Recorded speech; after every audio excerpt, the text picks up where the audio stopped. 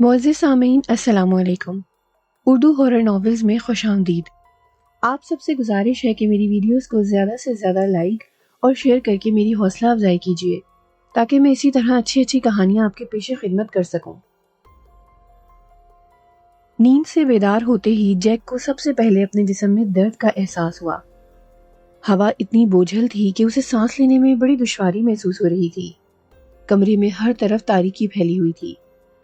اس نے جمائی لے کر بستر پر اپنے دونوں پیر پھیلا دیے۔ شاید کمرے کی کھڑکیاں بند تھیں، اس لیے اسے گھٹن کا احساس ہو رہا تھا۔ اب اسے صرف اپنی بیوی کو آواز دینا تھی تاکہ وہ کمرے کی کھڑکیاں کھول کر کمرے میں تازہ ہوا اور روشنی کو آنے دے۔ اس نے کئی مرتبہ لوسی کو کھڑکیاں بند رکھنے سے منع کیا تھا، لیکن لوسی ہمیشہ اس کی ہدایت بھول جایا کرتی تھی۔ لوسی، لوسی، اس نے اپنی بیوی کو پکارا۔ اسے یوں لگا جیسے اس کی آواز ایک دم سپاٹ اور دبی ہوئی ہے اور اسے خود اپنی ہی آواز سنائی نہیں دے رہی ہے۔ لوسی، میں تمہیں کتنی دیر سے آواز دے رہا ہوں، اس نے غصے سے چیخ کر کہا۔ لوسی نے اس کی بات کا کوئی جواب نہ دیا۔ کمرے میں پھیلی ہوئی گھٹن کا احساس اور زیادہ شدت اختیار کرتا جا رہا تھا۔ ٹھیک ہے، اس نے سوچا، اگر اس وقت گھر میں کوئی نہیں ہے تو وہ خود ہی بستر سے اٹھ کر کھڑکیاں کھولے گا۔ اس نے اپنی دائیں کہنی کا سہارا لیا اور پھر بستر سے اٹھنا چاہا، لیکن اچانک ہی اسے احساس ہوا کہ وہ اپنے بستر پر نہیں ہے۔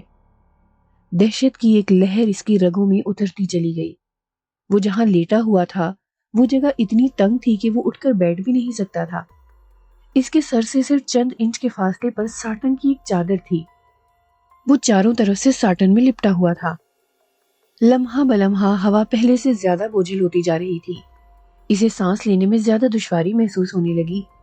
وہ حرکت بھی نہیں کر سکتا تھا اور اسی لمحے اسے خیال آیا کہ شاید وہ کسی تابوت میں لیٹا ہوا ہے، اور تابوت کا ظاہر ہے صرف ایک ہی مقصد ہوتا ہے۔ دہشت نے اسے بے حال کر کے رکھ دیا۔ خداوند، کیا اتنی بڑی غلطی بھی ممکن ہے؟ انہوں نے مجھے مردہ سمجھ کر دفن کر دیا، حالانکہ میں زندہ ہوں۔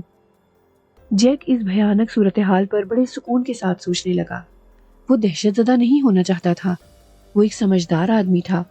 اسے معلوم تھا کہ ایسے موقع پر دہشت کا مطلب یقینی موت ہوتا ہے۔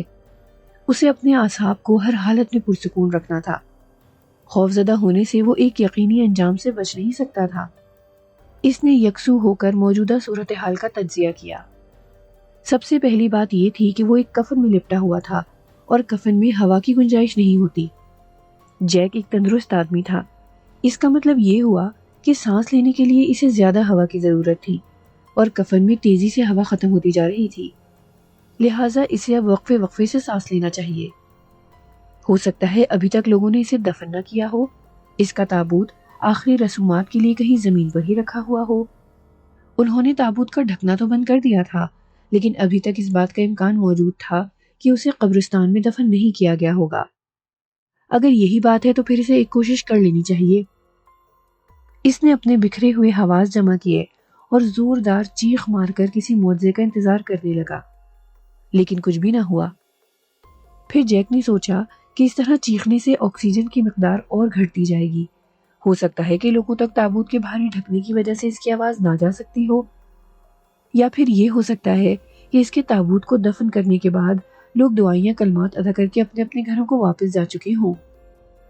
اس کا مطلب یہ ہوا کہ وہ زمین کی سطح سے تقریباً 5 فٹ نیچے دفن ہے۔ دنیا کا طاقتور ترین انسان بھی تابوت کے ڈھکنے سمیت 5 فٹ اونچی زمین کو پھاڑ کر باہر نہیں نکل سکتا۔ اندھیرے میں لیٹے ہوئے جیک نے اس امکان پر غور کرنا ترک کر دیا۔ سینکڑوں پاؤنڈ وزنی مٹی کو ہٹانا ایک ناممکن عمل تھا۔ اس کوشش میں ہوا کا رہا سہا ذخیرہ بھی ختم ہو جاتا اور بالآخر موت اسے آن گھیرتی۔ نہیں، مجھے ایسا نہیں سوچنا چاہیے۔ وہ صرف اس امکان پر سوچنا چاہتا تھا کہ اسے ابھی دفن نہیں کیا گیا ہے اور اس کا تابوت ابھی تک زمین پر ہی رکھا ہے۔ بس یہی خیال اسے زندگی دے سکتا تھا، ورنہ دوسری صورت میں جد و جہد کرنے سے بہتر یہی تھا کہ وہ خاموشی سے اپنی موت کا انتظار کرتا رہے۔ لیکن اس کے ساتھ ایسا کیوں ہوا؟ اس نے اس سے پہلے بھی زندہ دفن ہونے کے کئی واقعات سن رکھے تھے۔ ان میں سے زیادہ صرف کہانیاں ہوتی تھی، وقت گزارنے کا ذریعہ، آتش دان کے سامنے بیٹھ کر دوستوں کو حیران کر دینے والی داستانیں۔ لیکن یہ واقعہ جھوٹ نہیں تھا، یہ خود اس کے ساتھ گزر رہا تھا، اس کے ساتھ جس کا نام جیمز جیک ہے۔ اور جس کی عمر 42 سال ہے اور جو کئی کمپنیوں کا ڈائریکٹر ہے، اور اب وہی جیک ایک ایسے تنگ تابوت میں لیٹا ہوا تھا جس میں حرکت بھی نہیں کی جا سکتی۔ زندگی کی شمع کسی بھی لمحے بجھ سکتی تھی۔ یہ سب کچھ ایک ڈراؤنے خواب کی طرح تھا۔ اس نے بہت دیر بعد ایک گہری سانس لی اور ہاتھ اٹھا کر کفن کو ٹٹولا۔ پھر اس نے اپنے دونوں ہاتھوں کی پوری قوت سے تابوت کے ڈھکنے کو اوپر اٹھانے کی کوشش کی، لیکن تھوڑی دیر کی جدوجہد کے بعد اس کی کلائیاں دکھنے لگیں، لیکن ڈھکنا بدستور اپنی جگہ مضبوطی سے جمع رہا۔ مایوس ہو کر اس نے اپنے ہاتھوں کو نیچے گرا لیا۔ پھر اس نے محسوس کیا کہ اس کا سارا جسم پسینے سے بھیگا ہوا ہے۔ کفن کا کپڑا اس کے جسم سے چپکنے لگا تھا۔ اسے اندازہ نہیں تھا کہ اب ہوا کتنی دیر تک اس کا ساتھ دے سکتی ہے۔ شاید 1 گھنٹہ، 10 منٹ یا شاید 1 دن، کچھ بھی نہیں کہا جا سکتا۔ حیرت کی بات یہ تھی کہ آخر لوگوں نے اسے مردہ کیوں سمجھ لیا تھا۔ اس نے دوبارہ جدوجہد کرنے سے پہلے اپنے اعصاب کو بالکل ڈھیلا چھوڑ دیا اور اپنا دھیان بٹانے کے لیے اس نے اپنی گزشتہ زندگی کے متعلق سوچنا شروع کر دیا، خاص کر ان 3 برسوں کے متعلق جب اس نے لوسی سے شادی کی تھی۔ جیک شادی کے وقت 40 برس کا ہو چکا تھا، جبکہ لوسی صرف 22 برس کی تھی۔ جوانی میں اس کے پاس شادی کرنے کی فرصت نہ تھی۔ کاروبار نے اسے اتنی مہلت ہی نہ دی تھی کہ وہ شادی کے بارے میں سوچ بھی سکتا۔ اس نے جوانی میں یہ تہیہ کر لیا تھا کہ وہ اتنی دولت حاصل کر لے گا کہ اس کا بڑھاپا آرام سے گزر جائے۔ اس کے لیے اس نے بڑی محنت کی تھی، کئی قسم کے بزنس تھے، اور آخرکار اپنا مقصد حاصل کر لیا تھا۔ پھر کچھ سوچ کر کفن میں لپٹے ہوئے جیک کے ہونٹوں پر ایک تلخ سی مسکراہٹ دوڑ گئی۔ اس نے اتنی جدوجہد آخر کیوں کی تھی؟ کس کے لیے؟ 42 سال کی عمر میں اسے زندہ تابوت میں بند کر دیا گیا تھا، اور اب زندگی دل کی ہر دھڑکن کے ساتھ آہستہ آہستہ جسم کا ساتھ چھوڑتی جا رہی تھی۔ اب وہ دولت اس کے کس کام کی؟ اب یہی ہو سکتا تھا کہ اچانک کوئی معجزہ ہو اور وہ باہر نکل آئے۔ ایک بار پھر وہ اپنی جمع کی ہوئی دولت سے خوشیاں حاصل کر سکتا تھا۔ ابھی وہ زیادہ بوڑھا بھی تو نہیں ہوا تھا، اور باہر جا کر اسے لوسی سے اپنا حساب بھی تو صاف کرنا تھا۔ لوسی کے خیال نے اس کے خوف کو پھر زندہ کر دیا۔ لوسی سے اس کی ملاقات ایک ساحلی تفریح گاہ پر ہوئی تھی، جہاں وہ چھٹیاں گزارنے کے لیے گیا ہوا تھا۔ لوسی وہاں اپنے والدین کے ساتھ آئی ہوئی تھی۔ وہیں دونوں ایک دوسرے سے ملے اور گہرے دوست بن گئے۔ پھر 2 ہفتے ختم ہونے سے پہلے ہی جیک نے اس سے شادی کی درخواست کر دی۔ لوسی نے اس کی یہ درخواست قبول کر لی۔ پھر 1 ماہ کے بعد ان دونوں کی شادی ہوئی۔ شادی کی تقریب بہت سادہ لیکن باوقار تھی۔ اس تقریب میں جیک کے تمام کاروباری دوستوں نے شرکت کی تھی۔ شادی کے بعد وہ دونوں ہنی مون کے لیے جنوبی امریکہ چلے گئے تھے۔ لوسی نے جیک کی بے پناہ مصروفیت پر کبھی اعتراض نہیں کیا تھا، بلکہ وہ اپنے شوہر کی اہمیت اور اس کی دولت دیکھ کر بہت خوش ہوا کرتی تھی۔ شادی کے ابتدائی مہینے اس کی زندگی کے لیے خوشیوں کی سوغات لے کر آئے تھے۔ لوسی کو اپنے شاندار گھر میں ادھر سے ادھر آتے ہوئے جاتے ہوئے دیکھتے رہنا جیک کے لیے خوشگوار تجربے کی حیثیت رکھتا تھا۔ مجھے یہاں سے فوراً نکلنا چاہیے، لوسی کا خیال آتے ہی جیک کے ذہن نے سرگوشیاں شروع کر دی۔ لوسی ایک طویل قامت، بھرے بھرے بدن کی حسین عورت تھی۔ اس کی چال ایسی تھی جیسے وہ زمین پر چلنے کی بجائے پانی پر تیر رہی ہو۔ اتنی خوبصورت، اتنی دل آویز اور اتنی بھرپور عورت کے بغیر زیادہ دیر نہیں رہا جا سکتا تھا۔ اس سے ملنا بہت ضروری تھا۔ اس نے ایک گہری سانس لی اور اس کے دونوں پھیپھڑوں میں درد کی ایک نئی لہر دوڑ گئی۔ ابھی بہت وقت ہے، اس نے اپنے آپ کو سمجھایا۔ بس یہ کرنا ہے کہ تابوت کے ڈھکنے کو تھوڑی قوت سے اوپر اٹھا دیا جائے۔ لیکن ایک تابوت کے ڈھکنے کا وزن زیادہ سے زیادہ کتنا ہو سکتا ہے؟ سینکڑوں پاؤنڈ۔ اس کے ذہن نے خود ہی سوال کا جواب دے دیا۔ قبر میں دفن تابوت کے ڈھکنے کا وزن سینکڑوں پاؤنڈ ہی ہو سکتا ہے۔ نہیں، ایسا نہیں ہو سکتا۔ جیک نے جھنجھلاتے ہوئے اپنا سر دائیں طرف کی دیوار سے دے مارا۔ ایسا نہیں ہو سکتا، مجھے ابھی دفن نہیں کیا گیا ہے، میں ابھی باہر جا سکتا ہوں۔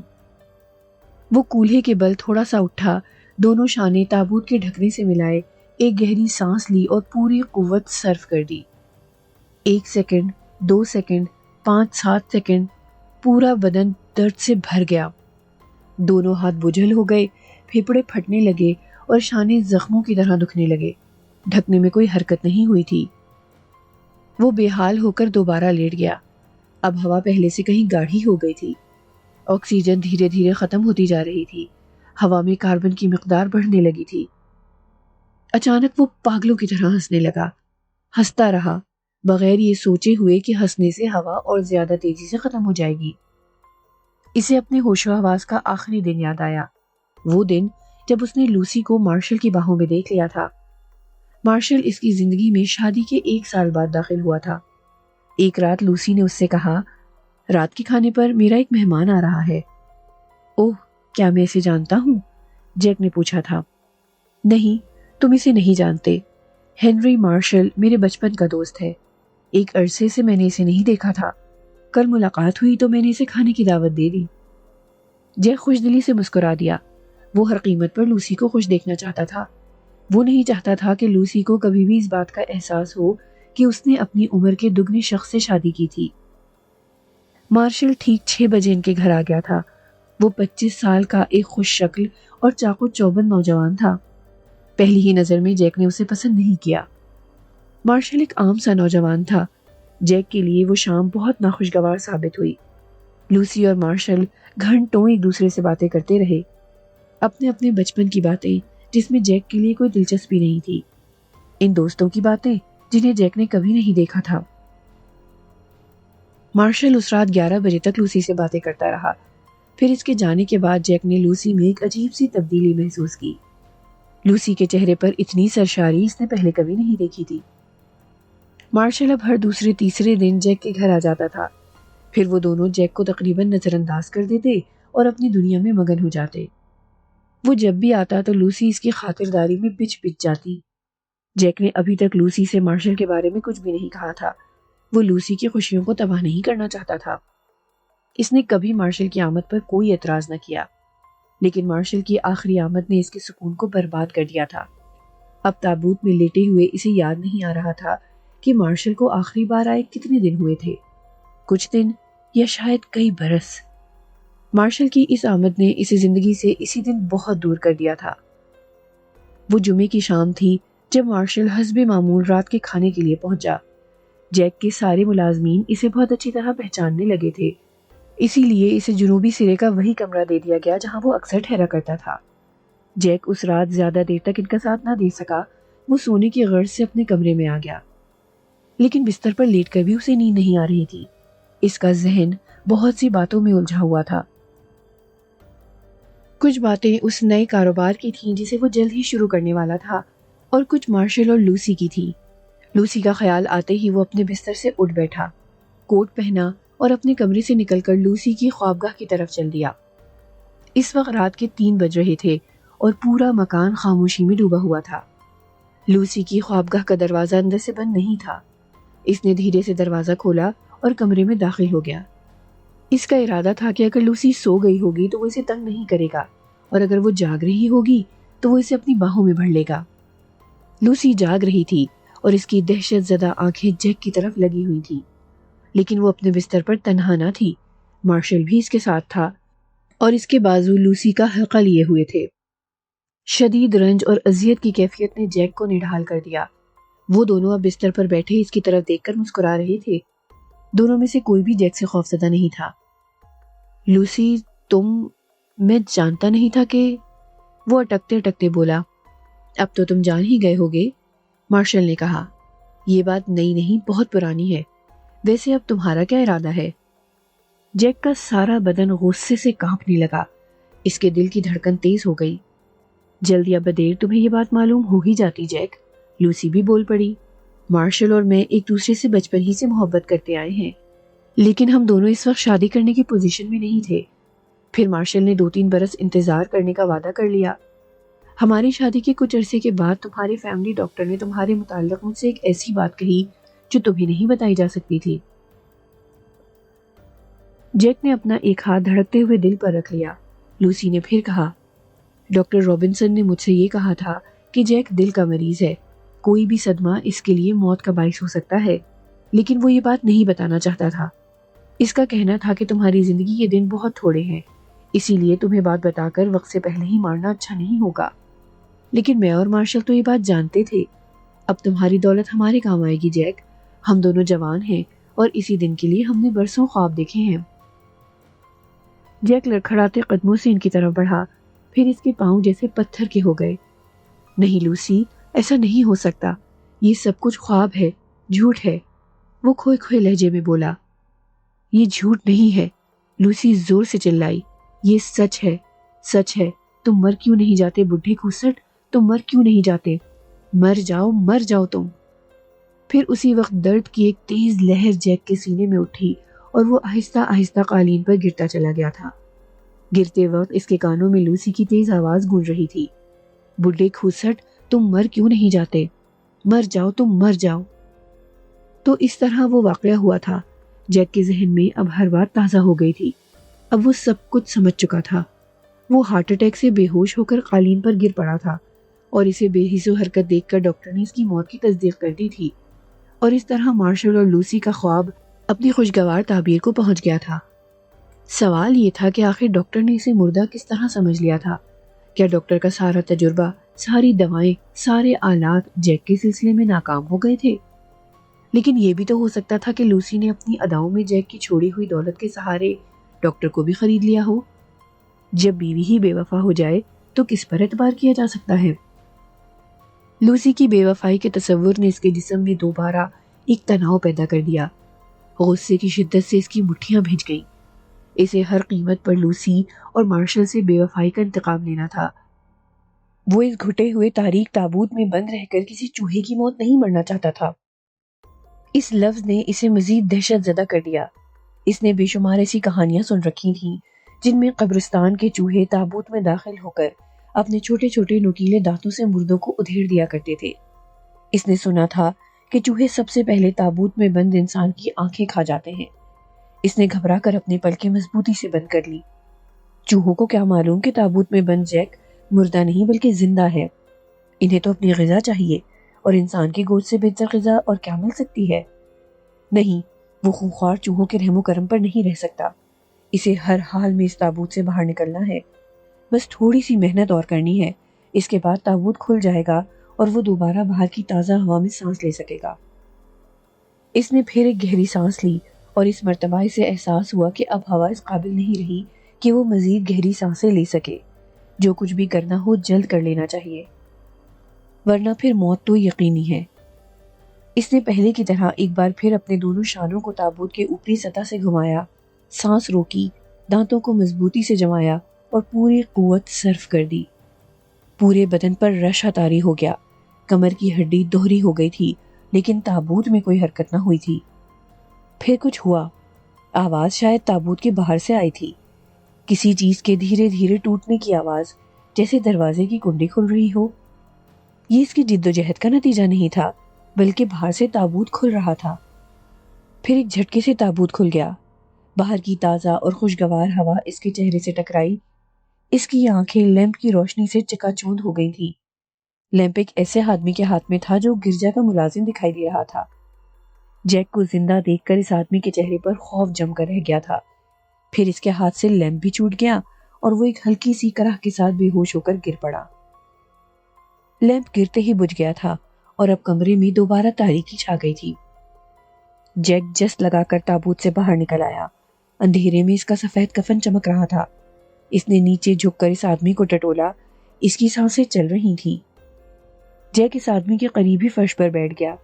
چند لمحوں بعد جب اس کی آنکھیں اندھیرے میں دیکھنے کے قابل ہوئی تو اس نے چاروں طرف دیکھا۔ وہ شاید ابھی تک گرجا گھر ہی کے کسی کمرے میں بند تھا۔ اس کمرے میں اس تابوت کے علاوہ 4 تابوت اور بھی رکھے ہوئے تھے۔ اس کے تابوت کو ابھی تک دفن نہیں کیا گیا تھا۔ جیک دوبارہ روشنی اور ہوا کی دنیا میں واپس آ گیا تھا۔ زندگی کی مسرتیں اب دوبارہ اس کے قبضے میں آنے والی تھی۔ وہ مارشل اور لوسی سے بے وفائی کا انتقام لے سکتا تھا۔ تابوت میں گزارے ہوئے لمحے اسے ایک بھیانک خواب کی طرح دکھائی دے رہے تھے۔ اس نے بھیانک خواب سے چھٹکارا پا لیا تھا۔ بے ہوش پڑتے ہوئے آدمی کے ایک ہاتھ میں دعاؤں کی ایک کتاب تھی۔ شاید وہ یہ کتاب جیک کے تابوت میں رکھنے کے لیے آیا تھا۔ جیک نے اسے گھسیٹ کر ایک تابوت کے پیچھے ڈال دیا۔ اب اس کے دکھائی دینے کا امکان بہت کم تھا۔ کمرے کا دروازہ کھلا ہوا تھا۔ جیک نے جھانک کر باہر دیکھا۔ یہ کمرہ ایک طویل راہداری کے بالکل آخر میں تھا۔ راہداری سنسان نظر آ رہی تھی۔ اسے بہت احتیاط سے باہر نکلنا تھا، ورنہ دیکھ لیے جانے کی صورت میں نہ صرف اس کا سارا کام خراب ہو جاتا، بلکہ اسے کفن میں لپٹے ہوئے دیکھ کر لوگ چیخیں مارتے ہوئے بے ہوش ہو جاتے۔ قسمت اس کا ساتھ دے رہی تھی، وہ گرجا گھر سے باہر نکلنے میں کامیاب ہو گیا۔ اب اس کا اپنا شہر اس کے سامنے تھا۔ اسی شہر میں اس نے اپنی زندگی کے 42 سال گزارے تھے۔ تازہ اور خوشگوار ہوا اس کی اپنی تھی۔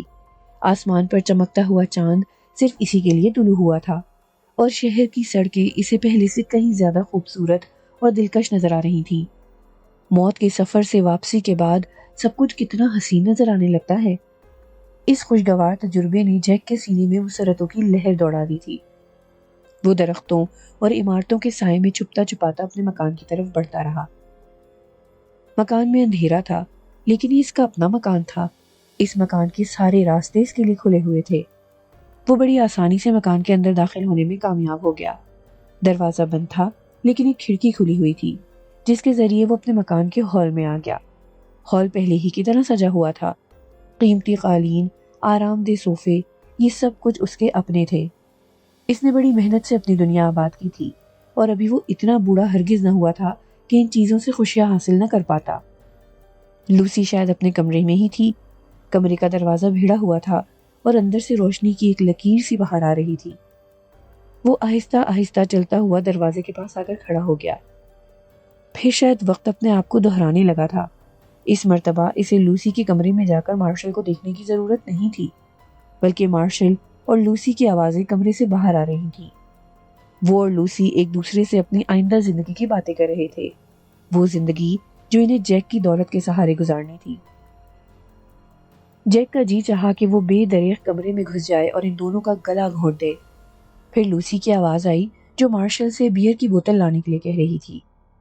جیک تیزی سے دروازے کے سامنے سے ہٹ گیا اور دبے قدموں سے چلتا ہوا گیلری میں رکھے ہوئے ایک بڑے سے گلدان کے پیچھے جا کر کھڑا ہو گیا۔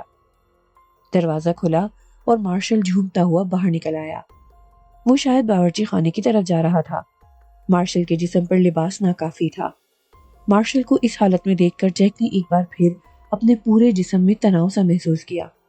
گلدان باورچی خانے کے راستے میں ہی تھا۔ جیک کو اس کے علاوہ اور کچھ بھی نہیں کرنا پڑا۔ جو ہی مارشل اپنی دھن میں مگن اس کے برابر سے گزرا تو وہ اپنے دونوں ہاتھ پھیلا کر اس کے سامنے آ کر کھڑا ہو گیا۔ مارشل اسے دیکھ کر ایک لمحے کے لیے ٹھٹکا، پھر اس نے ایک ہلکی سی کرہ کے ساتھ اپنے دل پر ہاتھ رکھا اور کچھ دیر تک پھٹی پھٹی آنکھوں سے جیک کو دیکھنے کے بعد گلدان سے ٹکراتا ہوا ایک طرف الٹ گیا۔ جیک کے ہونٹوں پر ایک تلخ سی مسکراہٹ دوڑ گئی اور وہ تیزی سے سیڑھیاں اترتا ہوا نیچے ہال میں آ گیا۔ اسے معلوم تھا کہ جب کوئی شخص اپنے دل پر ہاتھ رکھ کر جھومتا ہوا فرش پر گر پڑے تو اسے مردہ سمجھ لیا جاتا ہے، جس طرح خود اسے مردہ سمجھ لیا گیا تھا۔ گلدان کے گرنے کی آواز نے لوسی کو چونکا دیا۔ وہ بوکھلائی ہوئی اپنے کمرے سے باہر نکلی۔